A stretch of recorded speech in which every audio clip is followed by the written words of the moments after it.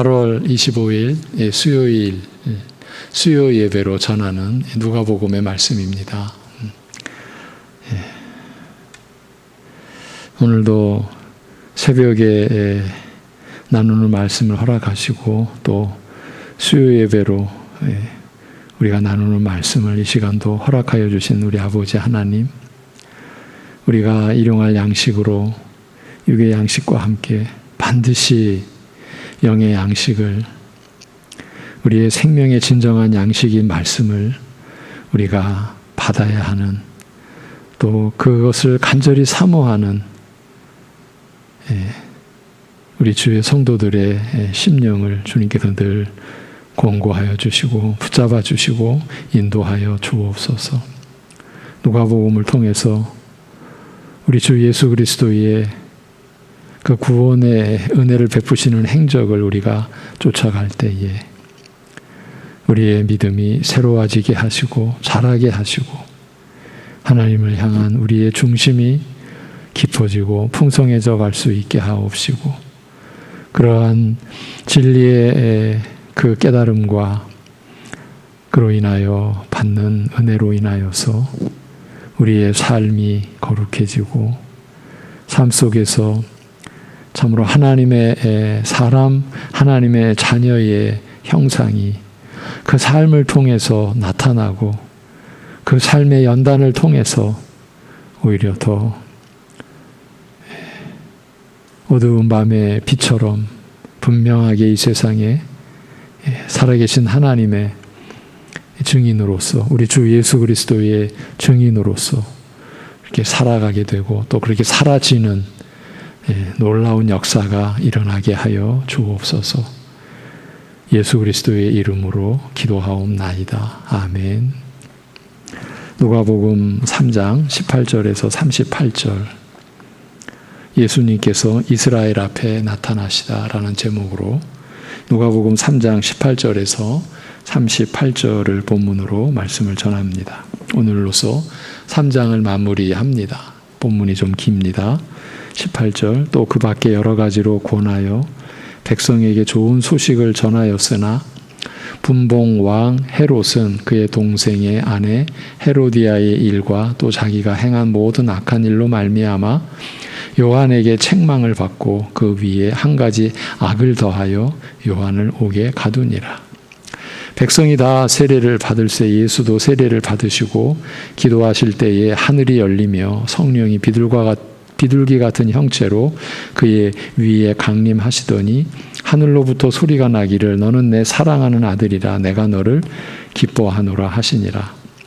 예수께서 가르치심을 시작하실 때에 30세쯤 되시니라. 사람들이 아는 대로는 요셉의 아들이니 요셉의 위는 헬리요, 그 위는 마따니요, 그 위는 레위요, 그 위는 멜기요, 그 위는 얀나요, 그 위는 요셉이요, 그 위는 마따디아요, 그 위는 아모스요, 그 위는 나훔이요, 그 위는 에슬리요, 그 위는 낫게요, 그 위는 마이시요, 그 위는 마따디아요, 그 위는 서머인이요, 그 위는 요색이요, 그 위는 요다요, 그 위는 요하나니요, 그 위는 레사요, 그 위는 스룹바벨이요, 그 위는 스알디엘이요, 그 위는 네리요, 그 위는 멜기요, 그 위는 아띠요, 그 위는 고삼이요, 그 위는 엘마담이요, 그 위는 에르요, 그 위는 예수요, 그 위는 엘리에세요, 그 위는 요림이요, 그 위는 마따니요, 그 위는 레위요,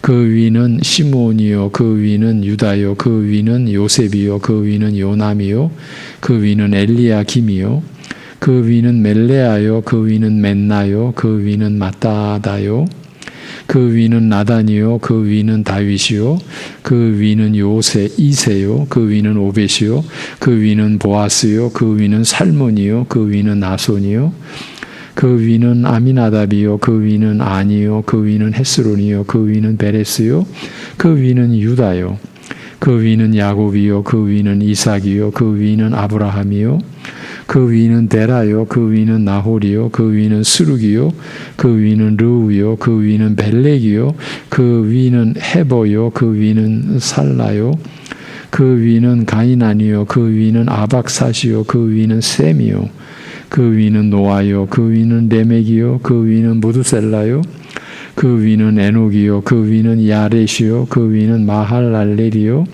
그 위는 가이난이요, 그 위는 에노스요, 그 위는 셋이요, 그 위는 아담이요, 그 위는 하나님이시니라. 아멘. 이렇게 3장이 마무리됩니다. 광야에서 하나님에 의해 준비되던 세례 요한이 오랜 기다림 끝에 이스라엘 앞에 나타나 죄사함을 얻게 하는 세례를, 회개의 세례를 선포하였습니다. 자신의 죄를 고백하는 자에게 죄사함의 은혜의 표시로서 물로 세례를 주었습니다. 다시 말씀을 드립니다. 자신의 죄를 고백하는 자에게 죄사함의 은혜의 표시로서 물로 세례를 주었습니다.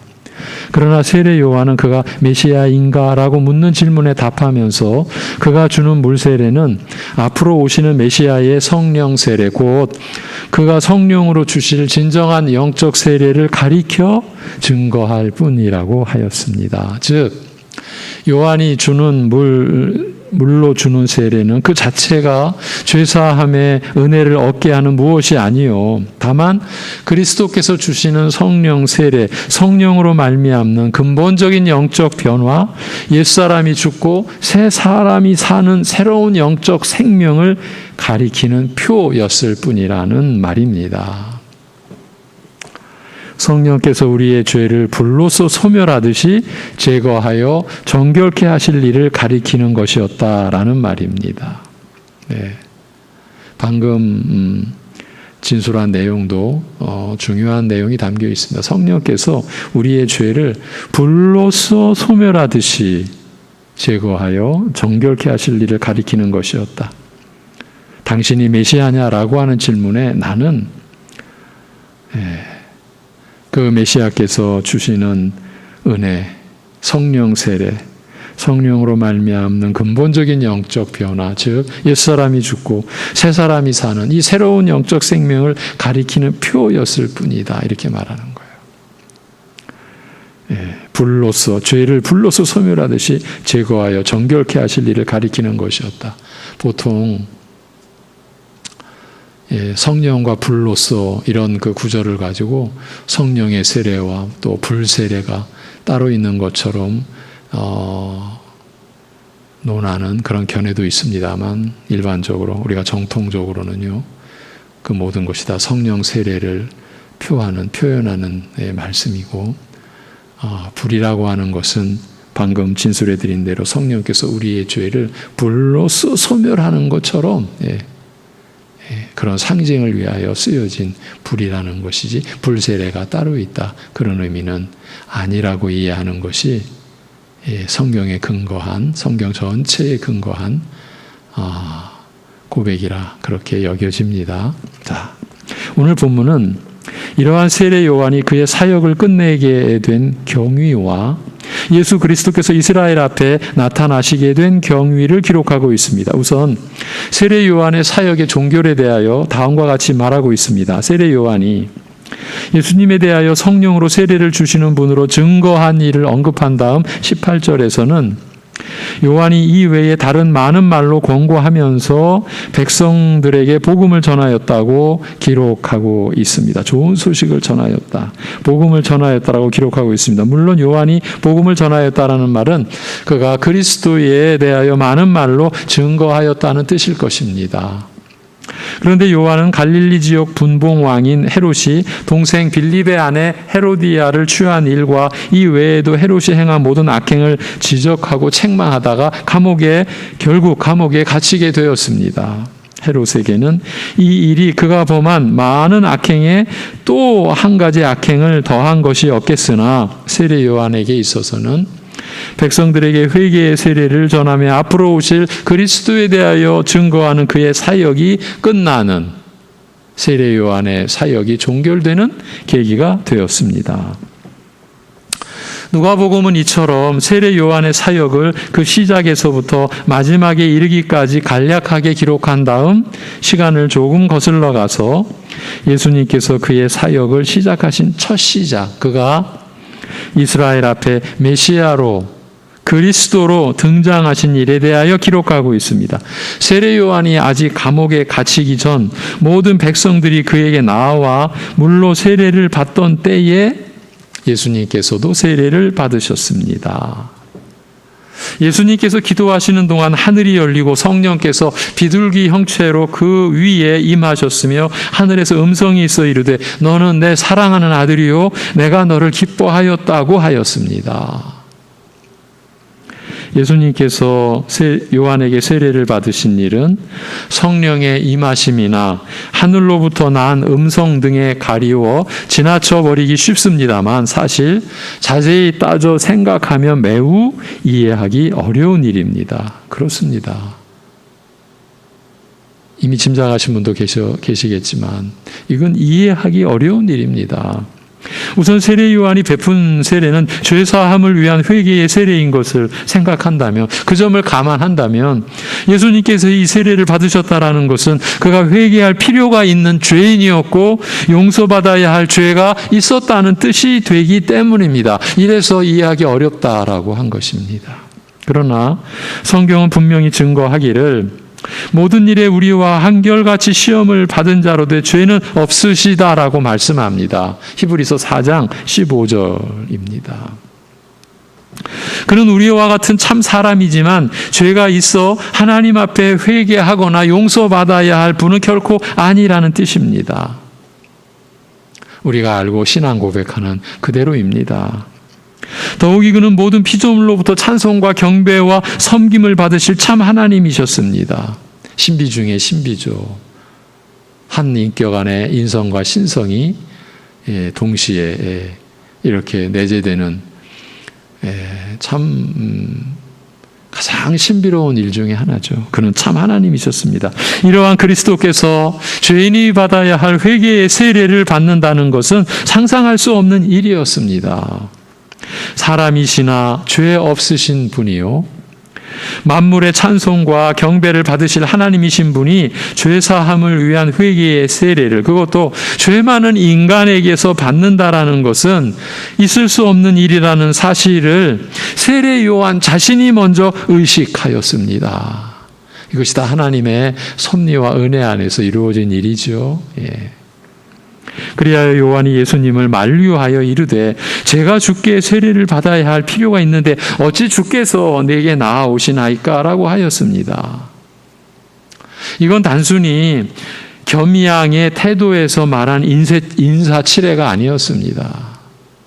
인사치레로 한 말이 아니었어요. 세례 요한은 비록 하나님의 명령을 받아 물로 세례를 베풀고 있었으나 그 자신이 남에게 세례를 베풀 입장이 못 되었습니다.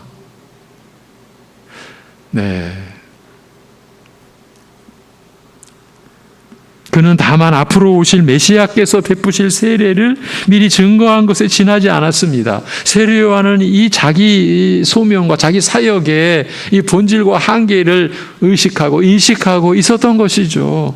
남에게 세례를 베풀 입장이 못 되었습니다. 본인이.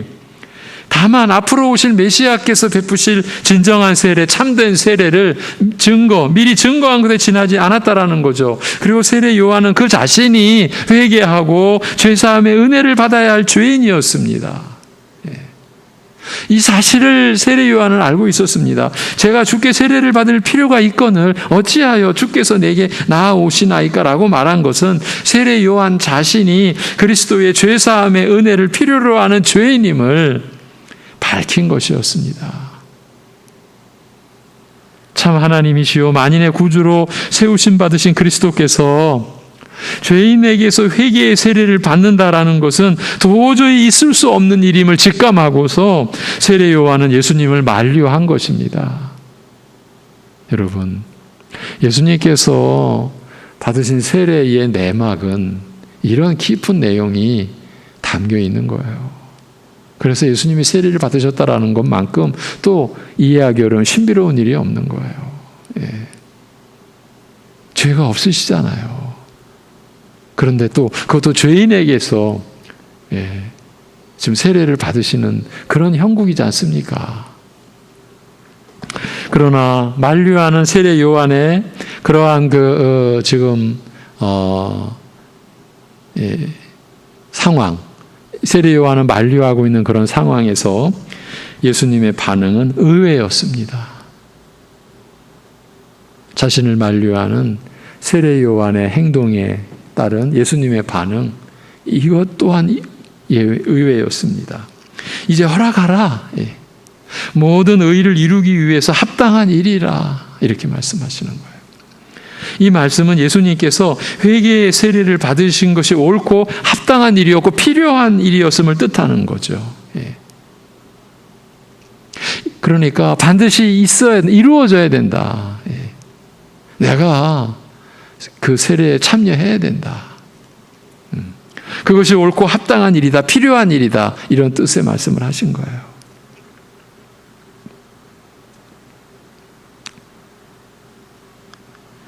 용서받을 죄가 없는 분이 죄 사함을 위한 세례를 받아야 할 필요가 있다라는 것은 도대체 무슨 뜻입니까?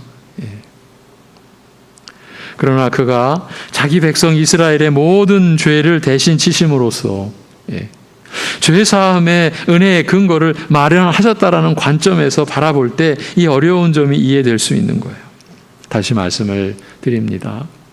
용서받을 죄가 없는 분이 죄 사함을 위한 세례를 받아야 할 필요가 있다라는 건 도대체 무슨 뜻인가? 그러나 그가 자기 백성 이스라엘의 모든 죄를 대신 지심으로써 죄 사함의 은혜의 근거를 마련하셨다라는 관점에서 바라볼 때 이 어려운 점이 이해될 수 있다라는 겁니다. 자신의 죄 때문에 세례를 받으신 것이 아니라 그의 백성의 죄 사함의 근거를 마련하기 위해 받으신 세례이므로 예수님의 세례는 죄인인 우리가 받는 세례와는 달리 특별한 뜻을 갖습니다.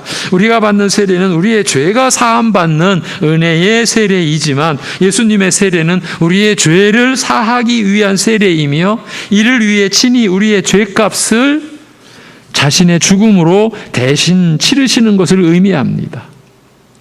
그래서 우리가 원초적으로 이렇게 이해를 한 거죠.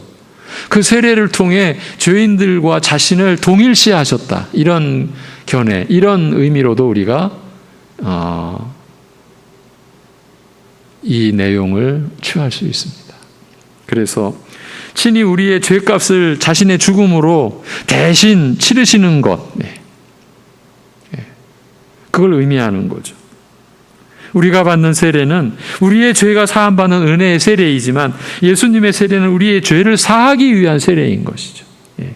그래서 우리의 죄값을 자신의 죽음으로 대신 치르시는 것을 의미하는 세례였다라는 말이에요. 그러니까 우리의 죄를 짊어지시기 위한 세례였다. 우리의 죄값을 자신의 죽음으로 대신 치르시기 위한, 그러기 위하여 우리의 죄인들과 동일시 되시고 연합이죠. 그래서 세례의 본질이 연합이지 않습니까? 우리 죄인들과 연합되시는, 함께 되시는, 동일시, 우리 죄인이 되신, 죄인과 동일시 되시는, 그래서 우리의 죄를 대신 지시는, 우리의 죄값을 대신 치르시기 위한 그러한 세례였다. 우리가 이러한 이해를 가질 수 있는 것이죠. 그래서 예수님께서 그의 십자가를 가리켜 나의 받을 세례라고 말씀하신 것입니다. 마가복음 10장 38, 39절, 누가복음 12장 50절 등에서 그의 십자가를 가리켜 나의 받을 세례라. 예수님께서는 온 이스라엘을 대신하여 그들의 모든 죄를 짊어지시고 그들과 연합하여 죽으심으로써 우리의 죄값을 치르신 것이에요. 예수님의 십자가, 이것이 십자가가 품고 내포하고 있는 의미가 이거예요.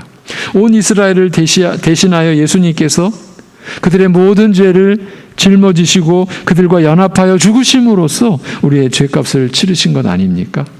믿음으로 그리스도께 연합한 자들은 이러한 그리스도의 세례에 참여하여 그와 함께 죽었으며 이로써 그의 죄값을 치른 것이라 할 수 있는 것입니다.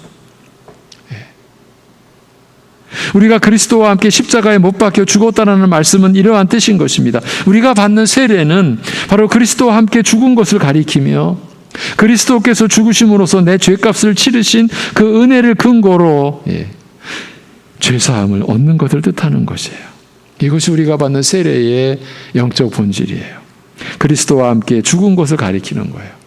그 그리스도께서 죽으심으로써 내 죄값을 치르신 그 은혜를 근거로 그래서 죄사함을 얻는 걸 뜻하는 것이죠. 물속에 잠김으로써 이게 이제 세례가 통상 침례로 또 이해가 되지 않습니까? 물속에 잠김으로써 죄된 나의 옛사람이 죽고 죄가 처리되면 물에서 일어섬으로써 죄값을 치른 의인의 신분으로 죄 씻음을 받은 정결한 자로 다시 태어나는 것입니다. 그러니까 옛사람이 죽고 새 사람으로 태어나는 것입니다. 우리가 받는 세례의 의미가 이것입니다. 바로 이 은혜를 이루시기 위하여 그래서 허락하라 이렇게 말씀하신 거예요. 허락하라. 모든 의를 이루기 위해서 합당한 일이라. 그리스도께서 이 세례를 받으셔야 죄인에게서 죄사함의 그 세례를 받으셔야 그래서 우리 죄인들의 죄값을 자신의 죽음으로 대신 치르시는 그래서 의를 온전히 이루시는 그 역사를 위해 허락하라. 이 의를 이루기 위하여 모든 의를 이루기 위하여 합당한 일이다. 이렇게 자신을 만류하는 세례 요한에게 반응을 보이신 거예요. 그러니까 우리의 그 지각, 우리의 이해의 범위를 넘고서도 넘고서는 것이죠. 하늘과 땅의 차이죠. 우리 땅의 차원에서는 도저히 이해 불가, 접근 불가한 그런 그 진리의 내용들을 우리가 지금 또 다루고 있는 거죠. 예수님께서 물에서 올라오실 때에 성령께서 비둘기의 형체로 예수님 위에 임하셨습니다. 이것은 단순히 죄사함의 은혜를 입은 신자에게 성령께서 임하사 그와 영원토록 함께 거하시며 그로 하여금 거룩하게 살게 하시며 믿는 자에게 생명의 능력이 되실 것을 가리킨 것은 아닙니다. 왜냐하면 예수님께서는 성령으로 영적 세례를 받는 신자의 경우와는 달리 성령으로 신령한 세례를 베푸시는 분이시기 때문입니다. 그러니까 예수님 위에 성령께서 임했다라고 하는 것이 죄사함을 입은 우리 신자에게 성령을 선물로 받는 그런 명과 구분할 필요가 있다라는 거예요. 그런 의미가 아니라는 거예요. 왜냐하면 예수님께서는 성령으로 영적 세례를 받는 우리와의 경우와는 달리 성령으로 신령한 세례를 베푸시는 분이시기 때문인 거예요. 예수님의 세례가 신자의 세례와 밀접한 관련이 있고 그 근거가 되듯이, 그러니까 예수님의 세례가 우리가 받는 세례의 근거가 되듯이 세례 받을 때에 예수님께 성령이 임하신 일도 비슷한 의미를 갖습니다. 예수님에게 성령께서 임하신 것이 신자가 받는 성령 세례와 밀접한 관련이 있고 그 근거가 되지만 이 일은 어디까지나 예수님께서 성령으로 세례를 베푸시는 분임을 나타내는 것입니다. 예수님의 세례와 신자의 세례와 밀접한 관련이 있고 그 근거가 되듯이 세례 받을 때에 예수님께 성령이 임하신 일도 비슷한 의미를 갖는 것은 분명하지만 그렇지만 예수님께 성령께서 임하신 것은 신자가 받는 성령 세례와 밀접한 관련이 있고 그 근거가 되지만 이 일은 어디까지나 예수님께서 성령으로 세례를 베푸시는 분임을 나타내는 것입니다. 이 점에 대한 분명한 이해를 가지고 있어야 됩니다. 말하자면 예수님께서 그의 죽음의 세례를 받으신 후 부활 승천하셔서 아버지로부터 보혜사 성령을 받아 보내실 것을 미리 예시하는 것이었습니다. 이처럼 성령을 보내어 복음 전파와 더불어 역사하게 하시되 복음을 믿어 영접하게 하심으로써 죄사함의 은혜를 얻게 하시며 성령을 선물로 받게 하시는 일, 곧 성령 세례 베푸시는 일을 행하실 것을 나타낸 것입니다. 이런 면에서 우리가 성령을 선물로 받는 것과 지금 예수님께서 물에서 올라오실 때에 성령께서 비둘기의 형체로 예수님 위에 임하신 것은 구별해야 한다. 이런 의미로는 구별해야 한다라는 점입니다. 이 지금 방금 설명해 드린 내용 끝부분에 성령을 보내어 복음 전파와 더불어 역사하게 하시되 복음을 믿어 영접하게 하심으로써 죄사함의 은혜를 얻게 하시며 성령을 선물로 받게 하시는 이 일을 달리 말해서 성령 세례 베푸시는 일이라. 이것을 행하실 것을 나타낸 것이다. 성령께서 예수님 위에 임하신 것은 그렇게 말씀을 드렸습니다. 그러면 여기서 우리는 어떤 너무 중대한 우리가 그리스도를 나의 구주요 그리스도요 하나님의 아들로 고백하고 그래서 구원 얻는 참 믿음을 갖게 된 거듭난 자, 영적 생명, 영생의 그 생명을 지닌 자, 우리에게 그리스도께서 성령으로 세례를 베푸신 근본적인 영적 변화가 일어난 지금 이 일을 우리가 거론하고 있지 않습니까? 그 이 전체가 다 그리스도께서 성령으로 세례 베푸신 그 역사다. 지금 그런 내용을 전해드린 거예요. 왜 이런 정리가 우리에게 중요하게 다가옵니까? 그것은 우리의 잘못된 우리의 신앙의 내용과 연관이 있습니다. 그러한 점을 전제로 한 겁니다. 우리는 성령 세례를 성경의 그 계시와 말씀과 달리 그 말씀에 근거하지 않고 어느 누가 어떤 지도자라고 할까요? 아니면 어떤 그런 일단의 무리들이 이것이 성령 세례다라고 하는 것에 우리는 너무나 많은 영향을 받아왔어요. 어떤 은사가 딱 드러나면 이게 성령 세례 받은 표다. 더 나아가서 그래서 그 성령 세례 받은 표인 그 은사가 나타나야 구원이 확정된 것이다라. 이런 정도로까지. 이게 제가 꾸며낸 게 아닙니다. 제가 그런 시대를 살아왔습니다. 신학을 접하고 정통 신학을 접하고 하나님의 말씀을 수련하기 이전부터 이미 그런 그 영적 환경과 그 거짓된 그 가르침의 그 분위기 속에서 우리 교인들 가운데 많은 분들이 함께 있었지 않았습니까?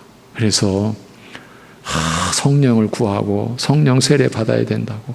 그래서 성령 세례 받은 표로 그 은사 받아야 된다고. 그 은사가 임해야 성령 세례 받고 그래서 이제 흔들리지 않는, 이제 결코 취소되지 않은 구원이 확정된 거라고. 열광했죠. 근데 그것이 무서운 오류였습니다. 거짓이었습니다. 여러분, 지금 우리의 그 영원한 생명, 영생의 외적 증거라는 면으로 뭔가를 하나 딱 지져가면 모든 성경의 체계는 무너집니다. 근데 우리는 그런 일을 해왔습니다. 그 은사 하나. 그래서 교회가 그 은사 받았냐 안 받았느냐로 나뉘어져 버렸고요. 그 구원이 확정된 자, 미확정된 자, 감히 이런 식으로 성령 세례를 그렇게 참 무참하게 우리가 난도질했다고 해야 되겠죠. 도마 위에 무슨 채소류나 생선 놓고 이렇게 자르듯이 그렇게 그냥 우리가 말씀을 잘라버렸어요. 그래서 우리가 딱 입맛에 맞는 것만 딱 취해버렸어요. 이제 우리가 그런 오류를 씻어내야 되고요. 이제 벗어나야 돼요. 하나님께 은혜를 구해야 됩니다. 그 면만이 아닙니다. 사실은. 그게 대표적인 이제 우리의 오류였고요. 이 성령 세례와 관련해서 실제로 그렇습니다. 성령의 역사. 지금 우리가 예수를 전해 듣고 복음을 전해 듣고 우리가 죄인됨을 깨닫고 그리스도를 나의 구주로 우리가 붙들게 되고 소망을 두게 되고 하는 모든 게 다 성령의 역사고요. 전체적으로 볼 뻔 이 자체가 예수님께서 성령으로 세례를 베푸신 그 포괄적인 은혜의 사역 가운데 다 들어가는 거거든요. 근데 우리는 그 안에 어느 한 부분을 딱 집어내서 성령 세례의 체험이라고 하는 것까지 나아간 거예요. 거기서 은사주의, 신비주의가 꽃을 핀 거예요. 그래서 신비주의가 이 시대의 교회를 집어삼켰다. 신학자들에게서 이러한 진술이 나오게 된 그런 시대를 우리가 살아가고 있는 거예요. 예수님께서 세례 받으시고 성령께서 그에게 임하심이 이러한 특별한 뜻을 갖는다라는 사실을 그의 독특한 신분과 역할에 따라 세례받으셨다라는 사실을 알리시기 위해 예수님께서 친히 증거하시되 너는 내 사랑하는 아들이라. 내가 너를 기뻐하였노라고 말씀하셨습니다. 하나님의 영원하신 아들 성자시요 세상에 보내어 만민을 구원할 구주 메시아로 세우신 분으로서 세례받으셨음을 친히 증거하신 것입니다. 곧 성령으로 세례를 베푸실 분, 죄사함의 은혜를 베푸실 분, 친히 그 세례를 받으심으로써 우리가 성령 세례를 받을 수 있는 근거를 이루신 분, 예수님이 세례를 받으신 건 바로 그 의미예요. 우리가 죄사함 받고 새 생명을 받게 되는 그 모든 근거를 이루신 것, 그걸 나타내신 것이 세례 요한에게 세례 받으신 그 예수님의 행적이에요. 우리가 지금 죄사함 받고 거듭나 하나님의 사람으로, 하나님의 자녀로 살아가게 되는 모든 근거를 이루신 그 예시가, 그리고 그 실체가 예수님이 받으신 세례예요. 그리고 그것이 이제 성취가 예수님의 십자가로 이제 이루어지는 거죠. 그래서 나의 받을 세례는 그리스도께서 당하실 그 고난, 그 죽으심, 그걸 나타내는 거였죠.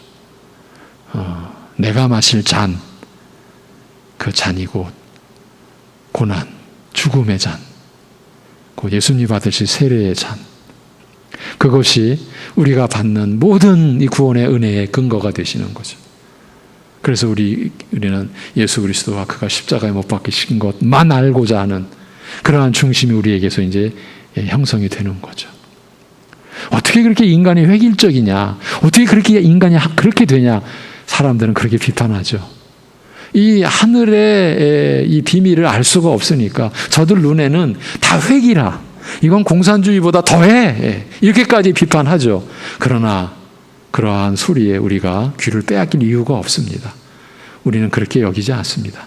인간을 하나님의 형상으로 최상의 영광된 존재로 우리를 빚으시고 회복해 하실 분은 하나님 뿐이시지 않습니까? 근데 우리가 그리스도와 그의 십자가만 알기로 작정했다라고 했을 때 우리의 모든 인격이 기계로서 하나로 통일화되는 거 아니지 않습니까? 하나님의 형상으로서의 회복입니다. 그 영광입니다. 이건 말로 다 할 수 없는, 우리가 하나님의 자녀로서 부름받은 것 아닙니까? 그 하나입니다. 그 하나님의 자녀로 부름받은 우리는 다 각자의 인격적 존재를, 이름을 가지고 있듯 각자의 인격적 그 특성을 가지고 있는 거예요. 그걸 하나님이 다 그것을 이루신 거죠.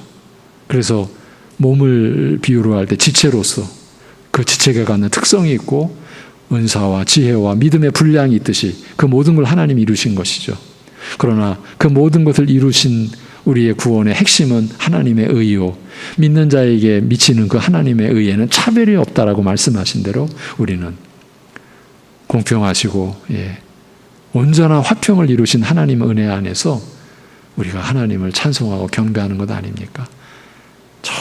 참 무지한 사람들이 저건 공산주의보다 더하다라고 그렇게 우리를 힐난하고 비난하고 우리를 평가해 와도 흔들릴 이유가 없는 거죠.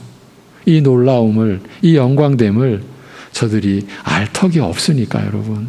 이제 말씀을 정리하겠습니다. 23절 이하에서는 예수님께서 이스라엘 앞에 나타나셔서 세례 받으시고 그의 일을 시작하신 때가 약 30세쯤 되셨다고 기록하고 있으며 이어서 그의 혈통을 기록하고 있습니다. 이 족보는 마태복음 1장과 차이가 있습니다. 그래서 혹자는 누가복음의 족보는 예수님의 모친 마리아의 혈통을 기록한 것이라고 말하기도 하나 확언하기는 어렵습니다. 아직까지 분명한 이해가 어려운 부분이라 할 수 있습니다. 마태복음과의 차이 중 유의해야 할 것은 마태복음이 이스라엘 왕 다윗을 거쳐 이스라엘의 조상인 아브라함까지만 거슬러 가는 데에 비해서 누가복음은 인류의 조상 아담과 그 이상 하나님에게까지 거슬러 간다라는 바로 이 점입니다. 예수님의 근원을 인류의 조상 아담에게로 소급한 것은 그가 참 사람이심을 나타내는 동시에 또 새 인류의 조상인 둘째 아담으로 오신 것을 나타내고자 함이었다. 우리가 이렇게 이해할 수가 있는 겁니다. 그는 하나님이신데 그는 또 사람이시며 이제 새 인류의 조상이 둘째 아담으로 오신 것을 나타내고자 함이었고, 하나님에게까지 거슬러 간 것은 예수님께서 하나님으로부터 오신 것을 나타낼 뿐 아니라 그가 하나님이신 것을 나타내고자 한 것이죠. 예, 이렇게 누가는 족보를 통해서 예수 그리스도의 그가 누구이신가에 관하여 둘째 아담으로 오신 사람이신데 그가 곧 하나님이신 것을 이렇게 나타낸 것이죠. 성자 하나님께서 그 죄인 세례 요한에게 세례를 받으심으로써 우리가 받을 영적 세례, 새 생명을 위한 그 모든 은혜를 이루실 근거를 마련하셨다.